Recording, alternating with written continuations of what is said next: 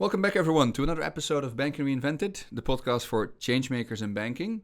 And today I'm going to be sitting down again with Jarno van Hurne. He's our VP for digital banking, looking after the product portfolio. Jarno, it's been a while. It's been a while, Tim. What happened? Thanks for having me back. What happened? Yeah, I think we were all very busy with our clients, right? And building out the product that we have. Yeah. Well, due to overwhelming requests for getting you back into the show, you're here.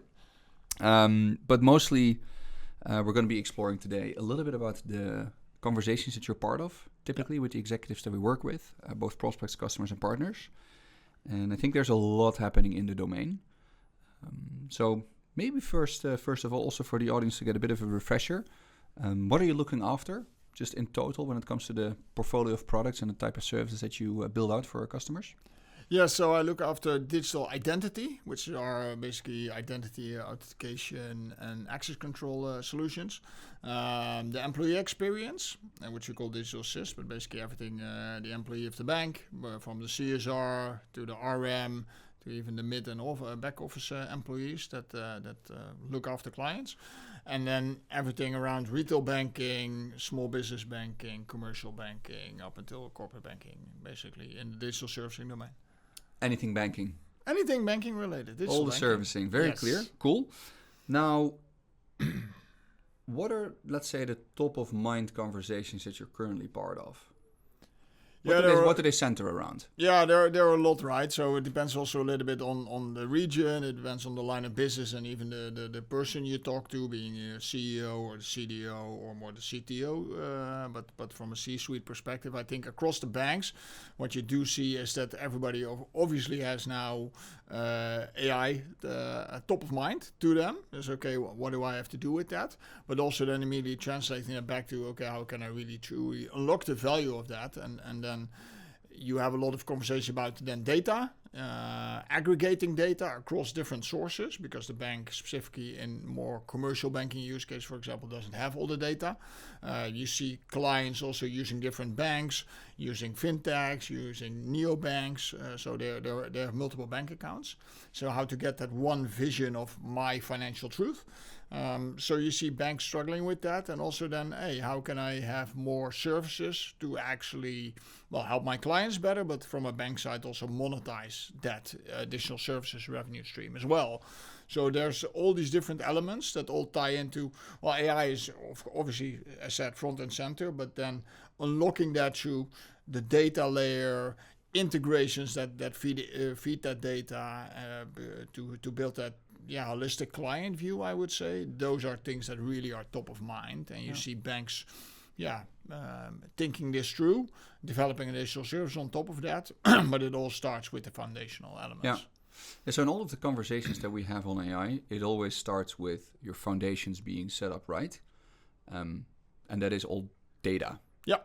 Right? That's the basic ingredient that it just starts and ends with. Because if you don't have the data, if it's messy, if it's not structured well, then you're basically feeding the AI with something very messy. And you'll get outcomes, but they're just not very helpful. Not very good. Now, you also talked a little bit about monetization. And there was something in the news this morning that you just cited before the episode. Yeah, it's very interesting, right? So there's been a lot of fuss about specifically something happening in the US, right? I mean, the open banking rule 1033 basically got scrapped by the US government, or completely. At least there's a lot of debate about that. So what you see is that JPMorgan Chase then basically said, okay, in order to have give aggregators access to client data, the likes of Plaid, MX, and others, we're basically going to put a paywall in front of that, and we're going to monetize that access to the infrastructure that unlocks the data for these clients, right? So Plaid was basically having free access to data through APIs. JPMorgan Chase said, no longer, and you have to pay a lot of money to do so. Obviously that caused a lot of fuss with fintechs, because is this then the debt of the aggregator? And where does this leave the consumer? And what you saw this morning is that Plaid finally did a deal with JPMorgan Chase, of course, obviously undisclosed. So to have access to the data again and then share that as an aggregator and build services for their end clients. So super interesting move because, what you see is open banking is obviously huge in Europe, for example, also for New Zealand as well. They do a lot of things around open banking, really driven also by the regulator. While in the US, they've taken a fully different route. And there you see now, this probably is the first of many deals between banks and the aggregators. So probably also a PNC in the US will probably also do a deal with Plaid. MX probably has to now step up and also start paying up. So these business models for the fintechs will change, or the aggregators, but also for banks. So that whole data of the client, which my data, right? And JPMorgan Chase is stating, hey, you're not paying for the data, but you're paying for the infrastructure that I have and the fraud controls, the trust and everything, and the platform supporting API calls to start monetizing that as well. That was never the intent of open banking, was it? Of course not. The intent of open banking was obviously, hey, let's put the consumer in control of his data again, and I can basically give you access to parts of my data to give me better services, right? So I, as a consumer, for example, if I really want a financial coach, I have different things happening in my life. In my bank account, I have multiple subscriptions. I might not even know it, right? Maybe I pay for Netflix, but my children also have their own Netflix account, and so we pay double instead of family. So, hey, how does that work? And why do we pay double? And when you have such fintechs building subscriptions on top of the data and insights, that's really helpful for me as a consumer. Same goes for small businesses, right? If you can do cash flow based underwriting, and by having access to data, I could get better loans, quicker loans. So that was the whole intent of open banking, is let's open up my bank account to certain fintechs, and then basically they can use that to give me better insights and better access to cash, to quicker payments, to insights, and to maybe quicker lending. What you see now is really in the US, that's really, interesting where this will end up, I would say. Well, in a way, if you reason through, then I would imagine that it's the death of open banking to a degree, because you'll get all these business models that change the direction of how the technology and how basically the regulatory direction actually gets implemented. Yep. Meaning it will not be fully open banking. It will be limited open banking. Just a little bit. A little bit open banking, or paid open banking. Paid open banking to a degree. So we'll never really get to the promise of what open banking should allow the market to get, the consumer in this case. Yeah. Which is more competitive services, aggregated services that utilize your data to drive even more value, more behavior, more activity. Yeah. If you reason through the lens without any regulation that it goes into a business model line item on the P&L potentially, I think is then dead on arrival.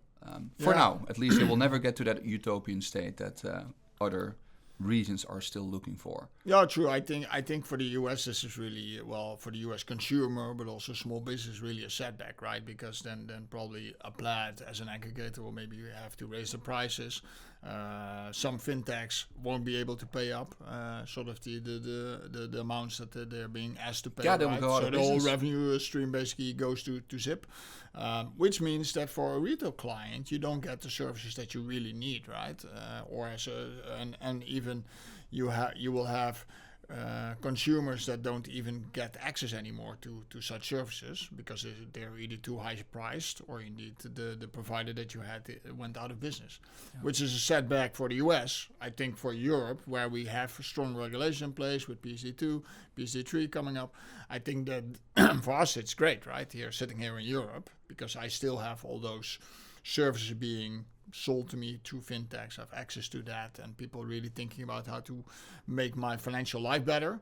If I'm a small business, hey, I get indeed quicker access to capital, to cash flow based underwriting, because I might be, as a small business, credit invisible, because we don't use credit cards so much here in Europe. So building that sort of view of myself, of my small business, through my P&L, through my bank account, which allows me to get access to capital quicker. It's great. Yeah. So I think we'll definitely have, as Europe, quite a head start here. And here we will have different services, and also banks truly being able to monetize this and fintech being able to monetize this better as well. Yeah, the monetization will just happen higher in the value chain. Yeah. Because in this case, the data custodian, which could be JPMorgan Chase as an example, they also have a case because they do have the ears, right? It's fair, right? I mean, they have to build the entire infrastructure.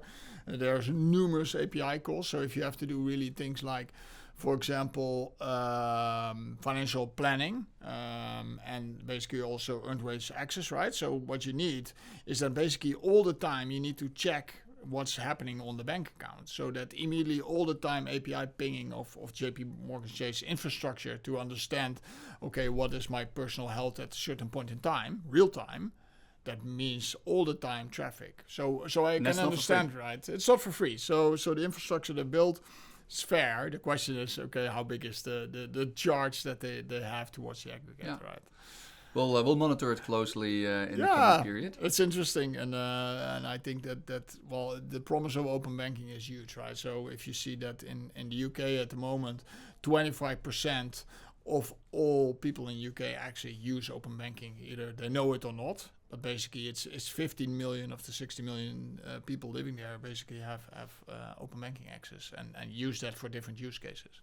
You meant some don't even know that they are using open banking? Can you give an example? Well, I mean, open banking already between your different bank accounts already is that sort of that traffic is open banking related, right? The fact that you can have access to lending based on that is open banking use case. So I think what the UK did in the beginning a lot is explain the whole concept of open banking and the plumbing and all the pipes going through it, and people like, oh, don't know what it is.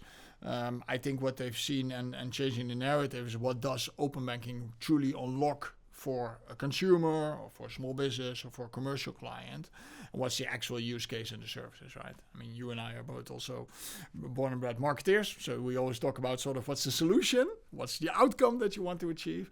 I think UK started first with diving too deep into the actual sort of the bits and pieces of the solution, but now you see basically you get paid faster, right? You can have indeed better financial coaching, better financial planning, better budgeting, and all these things, and they are being opened up or unlocked through open banking. Yeah. And now a bank really talks about, hey, I will give you indeed a financial coach, or I will give you full insight into your entire financial budget that you have and the subscriptions that you have, and that's all unlocked by open banking. Yeah, the use case is super clear. I think that's not the debate. It's just interesting to see how the dynamic evolves over time. 100%.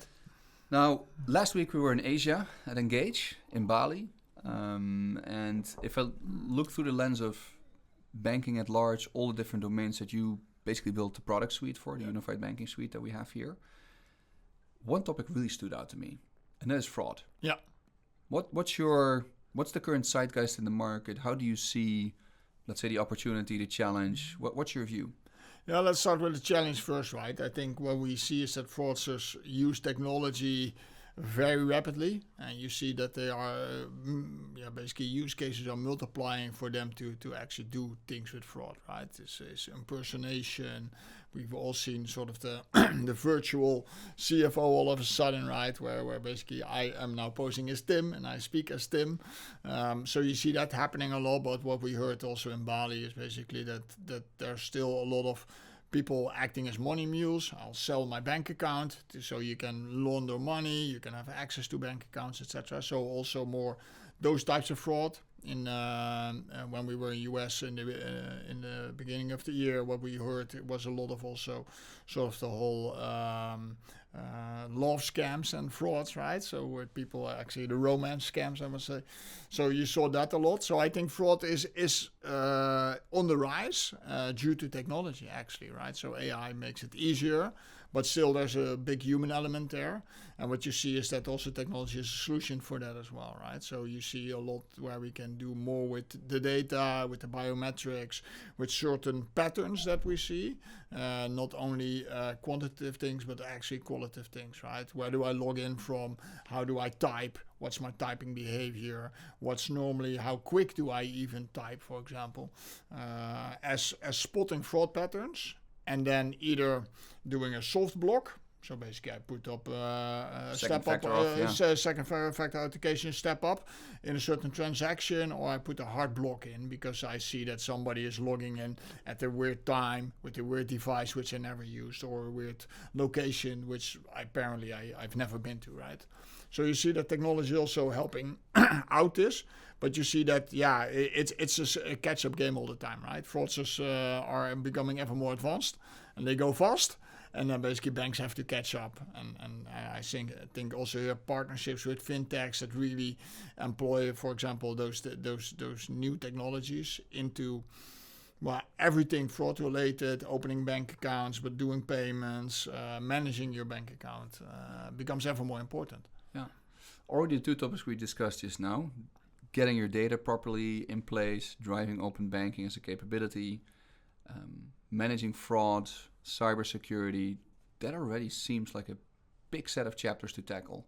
It is, right? And I think that's what you see is that for banks, it becomes ever more important to not only build yourself right, but also find the right partners to do so, because it's all these different domains are evolving rapidly.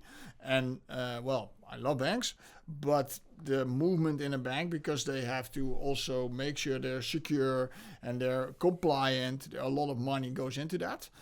So what you see is sometimes that it really helps to have certain partnerships in place with, I don't know, certain fintechs are really specialized in fraud management. I mean, we partner ourselves even with the likes of Fitsai, for example, to help us out with sort of, okay, how do we really do that biometrics and how do we really do the fraud detection, even in our propositions towards banks, right? So it's more an ecosystem play that you see happening, because it is just the technology is evolving so fast that for a bank to keep up, next to also staying compliant and working with all the regulators, it's super hard, right? So you see also having a strong foundation in the tech stack to also even allow for working with partnerships, and that even comes back to things the likes of open banking, but unlocking the data. So also putting an API layer on top of that and making sure that you have the technology set up even in the foundation to be able to do all of these things, and to keep on going with sort of the fraudsters, and to be able to monetize and to able to disclose your data and to build new services. That is super hard for a bank. And I think that will only go more faster and faster and faster. And then with the advent of AI, I think we just saw like the beginning, right? It's like the final push that it's just almost impossible to keep up. Yeah. At least as a bank, given that you're not primarily a tech firm, right? You're a banking institution. Exactly. With a large customer base to look after. You have to be compliant. You are regulated. You have certain heartbeats to deal with in terms of how fast you can innovate. So that's typically also what I hear in the conversations with the executive leadership. The ambition is there. It's very clear where they want to go. But there's all these other elements that they need to look after and do so appropriately. Now, interestingly enough, over the past few weeks and months, you once more see Revolut in the news. Yeah. Big time. Big time. And not just as a fancy example because they have a nice app. No, they are once more rapidly growing and entering into new countries and domains. You look after retail, small, medium business, commercial, corporate. Where do you see the biggest impact across the world, Jarno, from your vantage point and the conversations that you're having? Yeah, I see that banks are truly now waking up to the fact that Revolut is becoming really a main competitor, right? Is there more than Revolut, by the way? Because that's the obvious example. They're very much out there. Yeah. But do you also see other players in specific regions? Yeah, well, you see, obviously, the biggest example is Nubank, right? I mean, they're moving from LATAM into Mexico, but they're also eyeing different parts of the world as well, right? So I think Nubank is a huge one.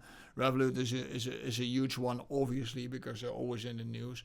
But I think you see more banks also moving towards from Europe, for example, to the US. But you see also certain fintechs moving from the US back to Europe, for example. You see a ramp moving in. So you see banks are, well, we already had the narrative, the banks are being attacked from all sides. You see that. But I think it's really accelerating.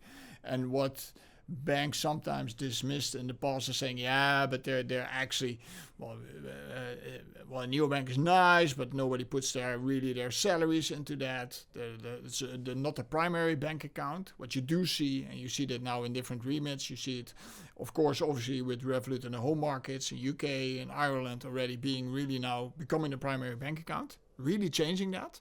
And then now moving into other remits. And if I were a bank, I mean, we said this multiple times over, I would be really scared because they are moving at such a pace and they're adding so much new functionality, right? I mean, last time they talked about, they added investment accounts.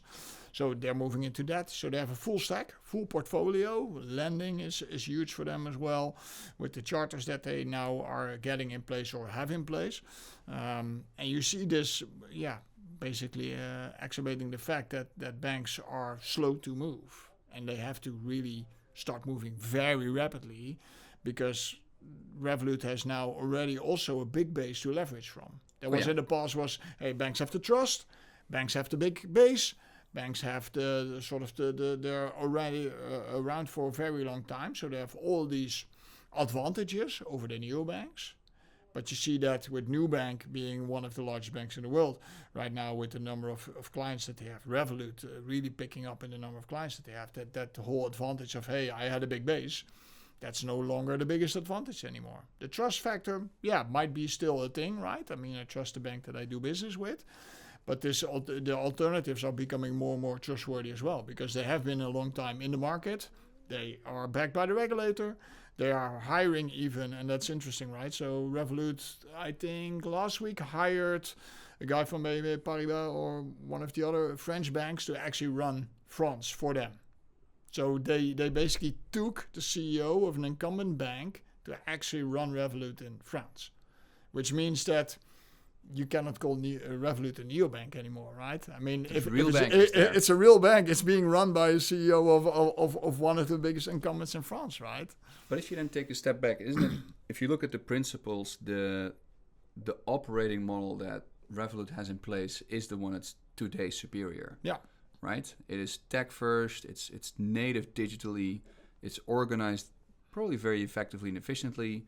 They're growth hacking their way into markets. Yep. They onboard millions of new customers per quarter. That part of the formula and then how you move into the actual experience and how you basically adopt and embrace the product. As another example with Nubank, within the first 30 days, people on average have 3.4 products that they're holding. That's an insane number. And that's because they're digital only, right? There's no other touch points. It's all very seamless.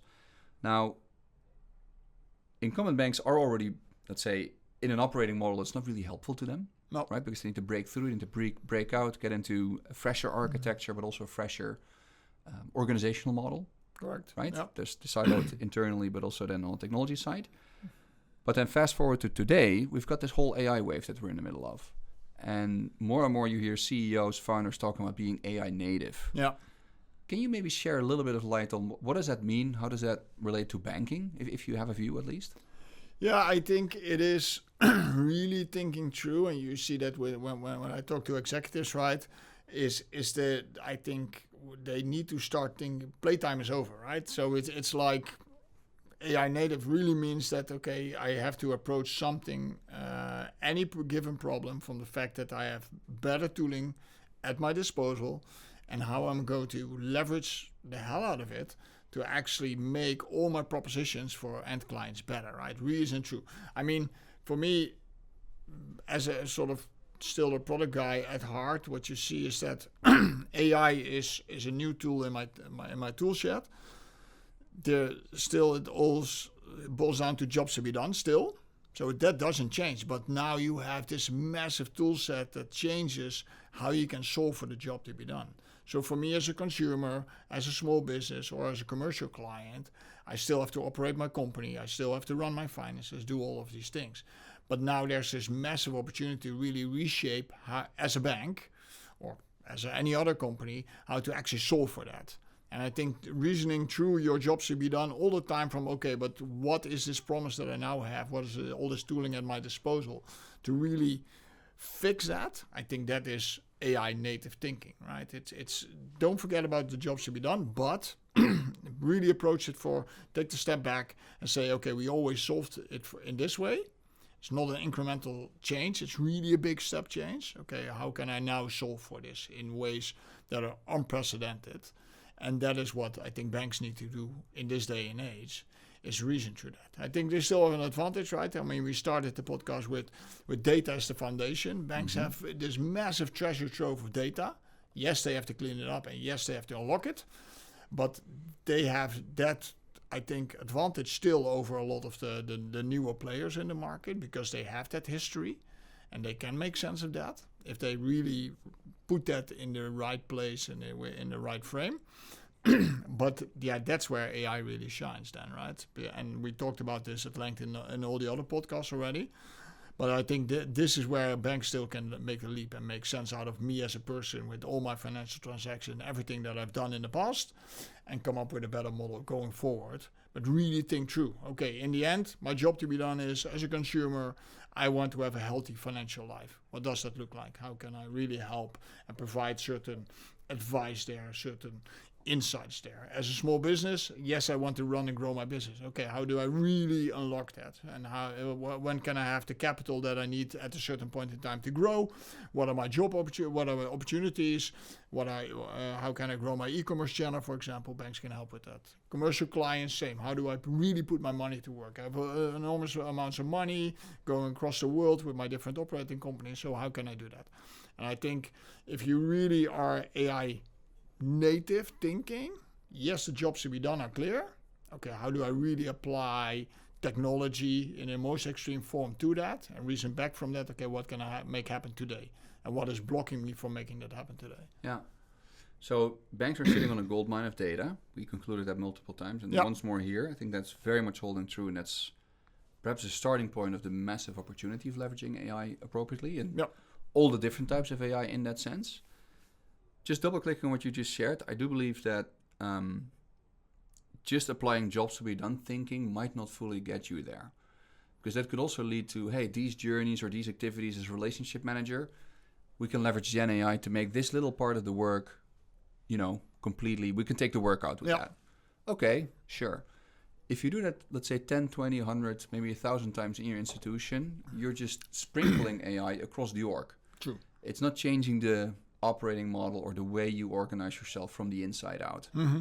I think that's what these newer AI native startups and fintechs are basically showing to the world, especially also in the software development space, that you get maybe 1 to 50x leverage on a software engineer because they do AI native development, QA testing, user story writing. It's all completely on autopilot with a quality level that's inhumane almost. Mm-hmm.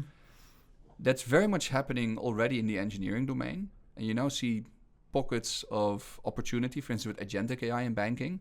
Like clearly that's the next wave, intelligent process automation. We're going to talk a lot about that in the coming period because that's definitely the big frontier, biggest use case where we can see value of AI in banking taking place. But again, it's very fundamental rethinking of how you organize. Yeah. Question to you. Do you feel that the executives in the traditional banks today already share that view? Or is it seen as let's bring AI in, let's add it to whatever we already have, that's going to make us twice as efficient? Or do you talk to executives as well that say, hey, this is going to completely change my org. We will transform the whole bank 2, 3, 4, 5 years out. And we've got a massive transformation budget and activation behind it. I wish that most of the banks I talk to were like that, but I don't see that. So I think for them, it is really dabbling into some AI developments. Why can I use AI a little bit in my development inside of my bank? Well, let's give some of our employees access to ChatGPT or a certain tooling to make their life a little bit better. But I don't see the massive step change. I mean, yes, there are some of the leading banks that actually do this, right? Where they really push it into every role and every process that they have. But I think it's still early days for most of the banks. So yes, a couple of the leading banks globally obviously do this, right? And they have massive budgets allocated towards that. I think we've been working with some of these banks that really have that thinking. But what I see with most of the banks, it is still at a very nascent stage still, which I would be very scared as sort of a bank CEO looking at that and saying, hey, we have to really 10x our cycle time with regards to how do we really apply this at scale. And I don't mind if you don't do it immediately in your standing organization if you're too scared with that, or you even cannot change that due to all the different rules and regulations. But then at least do a sidecar. Do a prototype experiment type of thing where you say, okay, for this thing, we'll really put something on the side and really make that sort of the testimonial, the use case that we prove that we can really do something different at speed. Instead of doing it, I'm going to implement this in my traditional organization, which is 500 years old. We've been working like this forever. I can imagine that's hard, right? The change management, it's massive. But then at least do something where you can still have a grip on that and then do it on the side. So if you, for those listening also in the audience, I can fully understand and echo that it's almost hard to digest. Like, where do you start? Where do you end? Yeah. It's also very early days.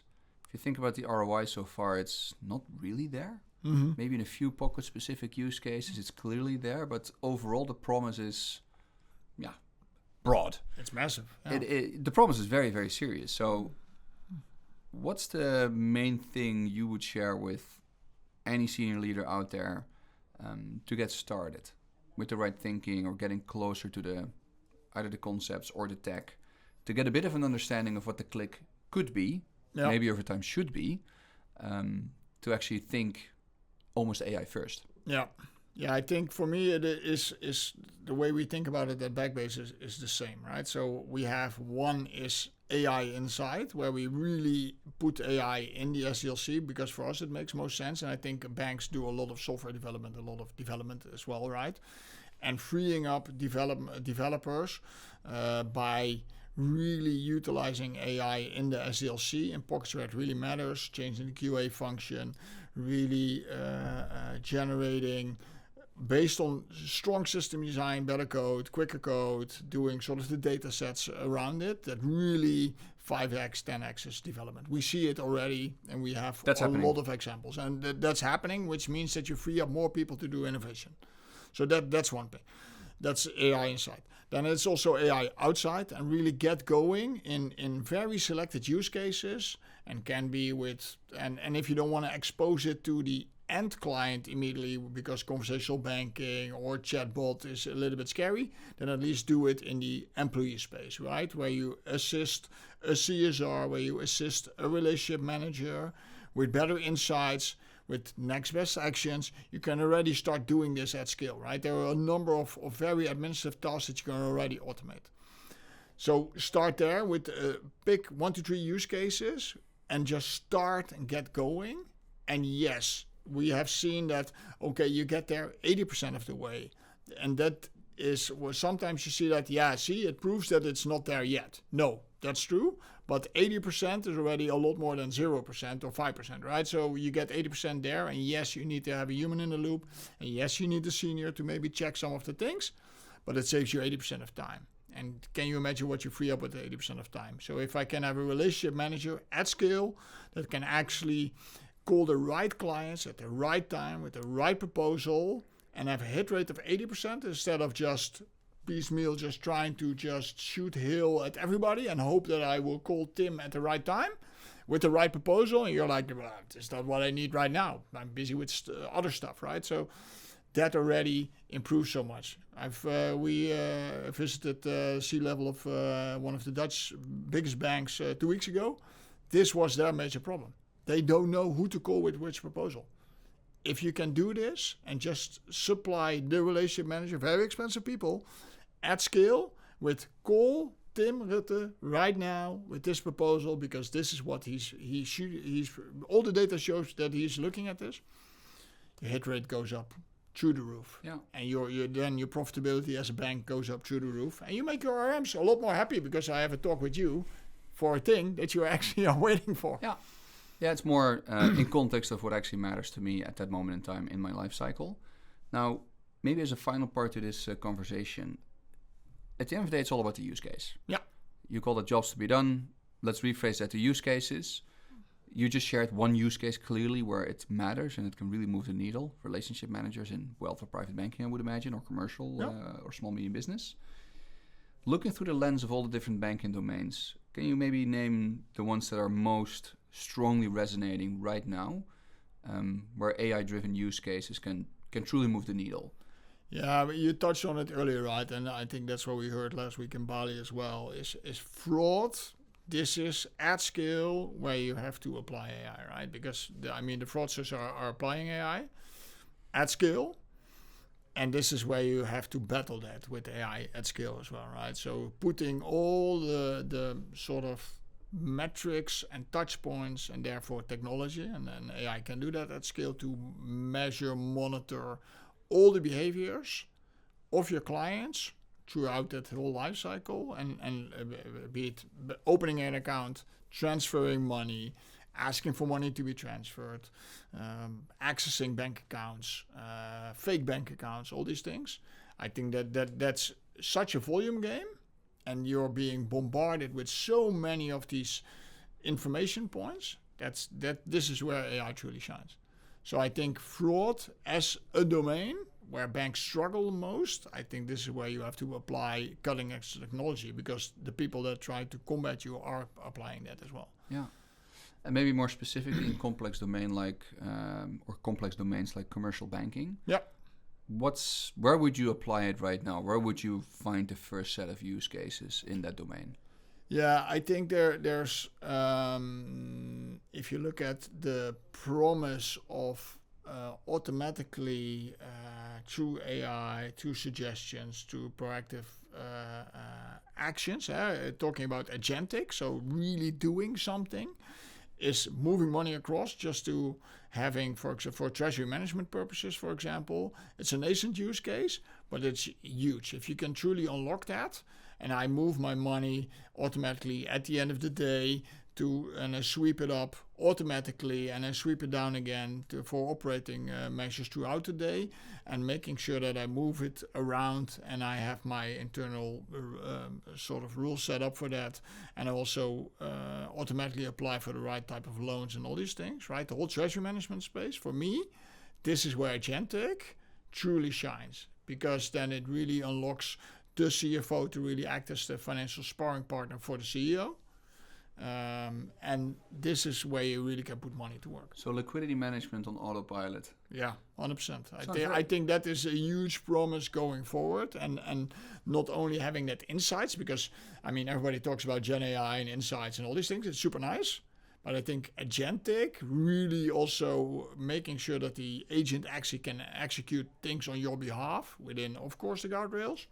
That's huge. Yeah, because that would be my point, because the use case sounds phenomenal, but it's also at the beating heart of a company, at size, at scale, moving around the funding of the business. Yeah, I could imagine that banks are pretty hesitant to bring that to life. Well, yeah, or if you can really unlock this in the right way with really the right value proposition, it's a huge competitive advantage that you could have as a bank to really bring this to your commercial clients, right? Commercial clients most of the time are one of the most profitable segments for the bank. And if you can make sure that they only go to you as really the primary vendor for them, primary partner for them, it's huge, right? So your most profitable clients only come to you for all the services because you provide something that no other bank can provide. Yeah. It's basically liquidity management on steroids or on autopilot, and really moving that across, right? And it doesn't matter that of course a commercial client most of the time is multi-banked, but if they go through you and you're the aggregation portal where basically all the liquidity comes together and you manage that for them, and you really provide them massive returns on that liquidity that they store with you. That's very serious. It also means that the bank itself needs to become very advanced in how they bring these use cases to life with the right data, basically having the foundations right, leveraging the right types of AI to really bring it to life, inclusive of agentic AI. Being very strong on the governance, the controls, the guardrails, the explainability, like everything that you would need to bring to life. To me, it sounds like a completely new chapter in how to run the bank. It does, right? I mean, it really becomes that then if you have and the foundation set up and the integration set up and the intelligence on top of that set up, I think the propositions that you truly can create on this massive unlock. And that's not only, I mean, we talk about commercial clients, right? Because of course, very profitable segment. But if you can do this and you can therefore also serve millions of small businesses with the same type of services, yes, for them it's maybe smaller returns because the amount of money that they move is less, but still very complex, because also small businesses do business globally as well, and they import and export and all these things. For them, it's the same unlock. And it's also can really attract a lot of the small businesses to your bank because, yes, we all know it's still underserved segment because banks haven't figured out how to do this at scale. But especially that's where AI shines, right? Is doing stuff at scale. It allows you to support the long tail. Yeah. Right? The long tail, lesser value clients 100%. With services that typically only get done manually. Exactly. By relationship managers. Now you do it more efficiently at a cost level, which is unprecedented, right? Yeah. So it allows you to also unlock that part of the segment as well. Very positive brainstorm, Jarno. It's still early days. Still early days. But definitely will continue the dialogue also in the coming few months. It would be great to do an episode specifically on commercial banking and really see the use cases where we're currently seeing the most dialogue happening in the markets. I would love to do that. And perhaps also have a view on small, medium business, because once that long tail gets supported in that way, you get a very different value proposition as a bank to the market, right? Yeah, 100%. Great.